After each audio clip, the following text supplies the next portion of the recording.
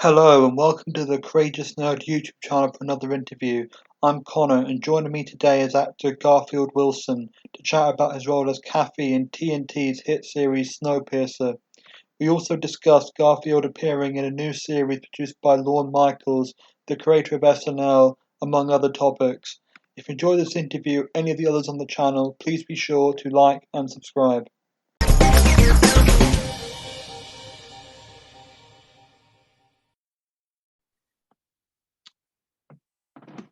Great. So welcome and thank you for taking the time to do this. Yeah, thanks for having me. It's great to be here. Great. And so I've heard that you were originally actually born in my neck of the woods in England, in Surrey, and you later Yeah. emigrated to Canada.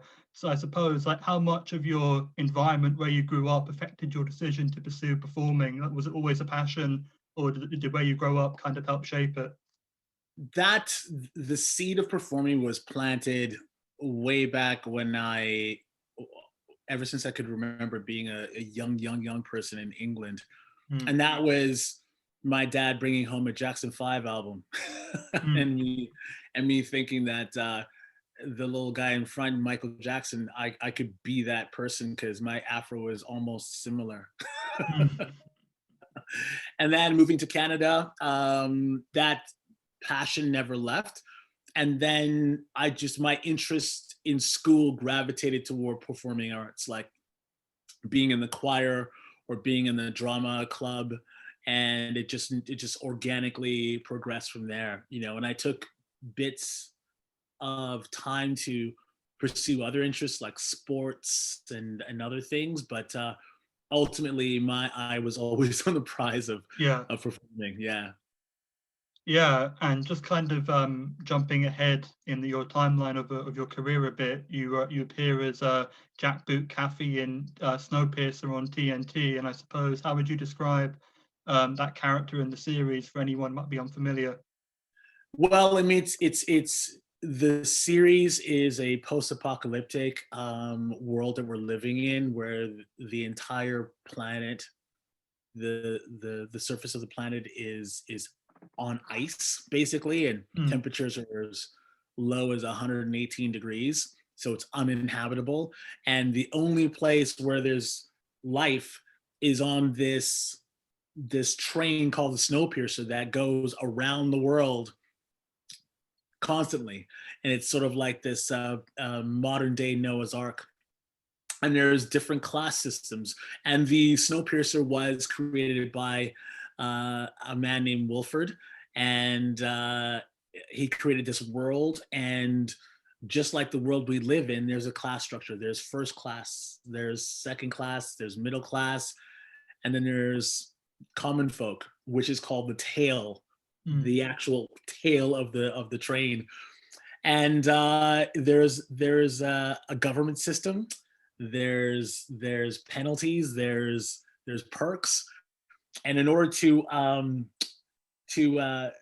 to make everything orderly, or to correct any grievances or transgressions, there's a military police, and they're called Jackboot. And my character Kaffey, Jackboot Kaffey, is part of that military police in the first season, and in the Sure. second season, after things go like unexpectedly the other way in terms Yeah. of what's in the train. Yeah, and I was just wondering whether you could discuss a bit about how you the process of booking the role and whether you were given any insight into how many episodes you'd get. When I booked the role, the process was, you know, sort of an uneventful audition process. Mm. I've been auditioning for quite some time, and I would have maybe 3 or 4 auditions a week. I would break down the sides, or the lines, as it were, and all of the information that casting would give us at that time. And they didn't really give us that much, other than I knew of the movie with Chris Evans, Snowpiercer, so I knew what that story was about. I knew the military police. And so my character was basically just that, like a two-dimensional character. And I wasn't given any indication as to how many episodes this character would appear in the show, and wasn't sure how many seasons we would get. But the incredibly present surprise and gift is that on Snowpiercer, everyone you see that's featured, I mean, they continue to be featured because they are alive. And if you Yeah. don't die, you continue to exist on Snowpiercer. And those stories and those characters evolve in such a profound and poignant way, especially given all of the dramatics and all the personal highs and lows of so many different characters on that show. It's awesome. It's awesome. Yeah, and there's quite an acclaimed cast of actors in that wider ensemble. I mean, Academy Award winner Jennifer Connelly and Hamilton's Daveed Diggs are some examples. So I Oh my suppose God. was there any kind of pressure working with people like that? Well, I've been fortunate throughout my career to work with a lot of very high profile artists and actors. And what you want to do, or what I try to do when I get a role, is to be as prepared as possible before I go to set. And there are some moments where it's quite surreal. I mean, I grew up being a huge film and television buff, and I've watched Jennifer Connelly's career, and she's just an incredible artist. And my kids went and saw Hamilton, Mm, and they're blown away by that show, as many people were. And sure. to be working with those two artists directly in scenes was a gift. And they're just amazing people and true artists. They're just amazing at what they do, and the integrity that they bring to the set every single day, and what they bring to the show is evident. I mean, the show is riveting, and it's very, very compelling, and it's in part, it's a team effort. Everybody who's on that set, from locations to art design to wardrobe to DPs to grips to everyone, background actors and Mm, principal actors, put everything they have into that show, and it shows. You know what I mean? It was such an amazing set to be on, and continues to be that kind of a set. yeah. And as well as obviously Snowpiercer in like your wider filmography, you've appeared in a number of other series. I've got some examples here. There's Once Upon a Time, The Hundred, Bates Motel, The Good Doctor, and more. And I suppose, do any experiences or even any I didn't mention stand out in your mind? I had a truly epic experience um, doing a movie called Come to Daddy. Mm, And when I auditioned for that role, there wasn't a lot of background to the role that I played, which is this Sheriff Ronald Plummer. And it's a really creepy, sort of like independent, dark thriller kind of a movie, starring Elijah Wood, directed by Ant Timpson, and written by Toby Harvard. And it was a wonderful script. I was really happy to get the call. We filmed in Tofino, Canada, here in British Columbia, and that scene, working directly with Elijah Wood, and just sort of like getting the latitude and the room to just bring whatever I wanted to the table, was an awesome experience. And again, my kids are huge into movies because I am, mm, and we watched The Lord of the Rings front to back. And to be working with Elijah Wood when mm. my kids were babies and we were watching these epic films, Wow. was a gift. And he is such a giving actor, such a wonderful, wonderful human being, and it was such a treat to work with him. It was awesome. And to that end, I love the movie. There's lots of times where, as an actor, you're very excited to work on a project. The writing is good. Everybody involved is great, but for whatever reason, it just doesn't land or doesn't find an audience. And that particular movie, in that particular time, I think it was 3 years ago Mm. that I did that. I'm so proud to be a part of that project. It's such a great movie, and I love the character that I played, and I love the journey of the movie. It's awesome. Yeah, and I suppose just thinking if anyone was like looking up your credits after reading or watching this, they'd see like all the things that you've been in, and I suppose how important is it for you to be a consistently working actor regardless of the size of the role? I mean, I was reading this book recently by a lady who was on a network show for several years, and she was kind of saying she perceives watching TV differently when you see like the one-line person because that person's family is probably around the TV, delighted for them that they got this one role on a show, but or one one line on a show. So like, I suppose, like, how important is that kind of consistency to you? Yeah, I mean, when you start in this business, I mean, there's definitely that element of it, that when you book a role, you're just so excited to be on set. And then when the show comes out, you tell everybody that you're on the show. Mm, And you know, I've been involved in shows earlier in my career where I've just got one line, or I'm just seen on camera. And I'm like, you don't blink, or else you mm, might miss me. But there's an evolution to that, you know. I mean, I've uh, I've been very, very fortunate in my career to play a wide variety of different characters, and to that end, a wide variety of different projects. And for me personally, the work is not just when you're on set, but the work is actually before that. You know, it's actually doing your research. It's actually researching other actors and other writers and directors and who you want to work with and who you admire in the business. And then to that end, once you get all that juice, when you get a breakdown for an audition and you do a self-tape, that's work as well. mm. So you're not necessarily being paid for it, but to actually be invested, to be present, to be really invested in the work is really fulfilling. And that is why I do what I do. And that was another paradigm shift for me, is that the work doesn't happen when you get booked and you're on set. The work Yeah. is constant and always, you know? Yeah.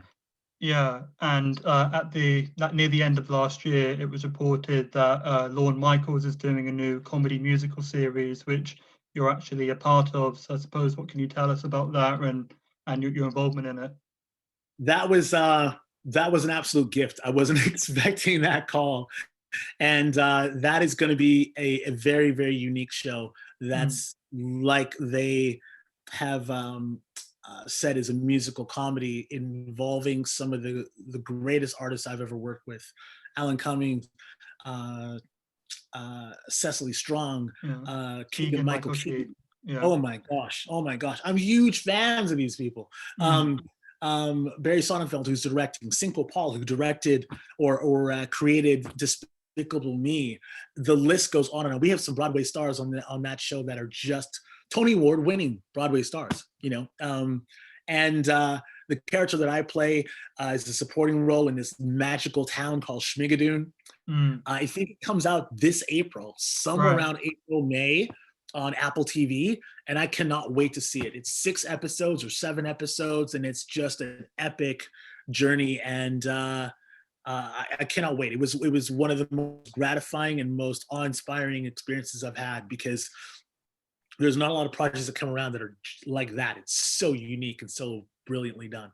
For sure. I suppose everyone will have to keep an eye out for it for when it comes out. And Yeah. yeah, I was just kind of thinking though, like, if a new or a relatively new actor or aspiring actor were to approach you and ask for advice, like, what do you think would be the most important thing to tell them?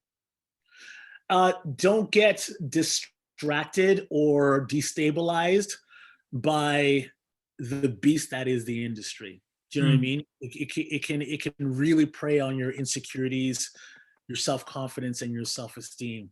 And the unfortunate truth is that you can actually be coming up with friends of yours, or uh, create or have friendships along the way, and they're in the same industry of you. You might have friends of yours that are in the same category as you are, and then if they're booking a role and you're not booking a role, they're getting auditions and you're not getting auditions. It can really prey on those insecurities. And what I would tell those young actors that are coming up is that every actor's journey is theirs and theirs alone. No one has the same journey, and the roles that you get are the ones that you get for a reason. You know what I mean? You could actually have yeah, an amazing audition that you feel you've just crushed mm, and not get the call. And then yeah, you have an audition that you've just kind of thrown away and done what you thought was like, just, you weren't really in your right space of mind, but for whatever reason you have that intangible thing that casting directors, producers, networks kind of say, oh my gosh, that's what yeah, we're looking for. And there's so many variables that contribute to somebody booking a role, yeah, and some of those variables are beyond your control. So here's the other important advice I would give young actors: make the decision that they make not about your acting, not about how you are invested in the role. Make it a tough decision for them and just be connected to what you're doing, because that's all you can do. And at the end of the day, you will succeed. If you are true to your art and if you are yourself and if you find that authentic place to ground yourself in a scene and understand what that conversation is and be truthful, it is inevitable. Yeah. And obviously, I'm not an actor myself, but just to kind of speak to that point, that it could literally come down to any arbitrary reason why you might not be cast. You might kind of look like someone that's already been cast and they can't have similar people, you know. Totally. You're too tall. You're not tall enough. You're too muscular. You're not muscular enough. You look too much like the lead actor, or you don't look like him at all. You know, like there's so many things. Those things are beyond your control. You know what I mean? Or they've already cast everyone. You've done such an amazing job, but it doesn't fit the cast that they've already cast. It happened to my son when he was 13 years old. He did this amazing audition for this movie. I think it was another installment of Child's Play. You know what I mean? Yeah. And the casting directors, the producers loved what he did, but because of the cast that they already cast, he just would stick out like a sore thumb. It just wouldn't have mixed in the mix. So they loved what he did. They cast him in other projects, but for whatever reason, like we were talking about, there are variables beyond your control that make it or don't make it so that you can actually be a part of that cast. But there's a reason for everything, right? For sure. And just on top of what we've already talked about, what else do you hope to accomplish with the rest of 2021? Oh my gosh, I'm looking to crush 2021. I just completed a guest starring role on a new NBC series called Debris that aired last week, Monday. That is an unbelievable show. I think they're doing 13 episodes. I'm in episode 10. I watched the first pilot episode. It's so grounded. I love shows where there's like something of the supernatural, extraterrestrial, but it's grounded in so much truth. Very akin to those sci-fi shows that are not so fantastical that it seems unrealistic that would ever happen. But really grounded in truth, and everything that happens makes you feel like you're a fly on the wall. That is this show called Debris on NBC. And then I'm set to start working on a big budget feature film over the next 3 months, and I won't be done till the end of June. And I can't talk about that right now, but it is one of the biggest, if not the biggest role that I've ever booked. And I'm so incredibly excited about this. And then after that, who knows? Who knows for sure. Who knows? Yeah. I'll just wrap this up by saying thank you again for taking the time to speak with me today. Take care and stay safe. Yeah, you too. Thank you so much. Sure.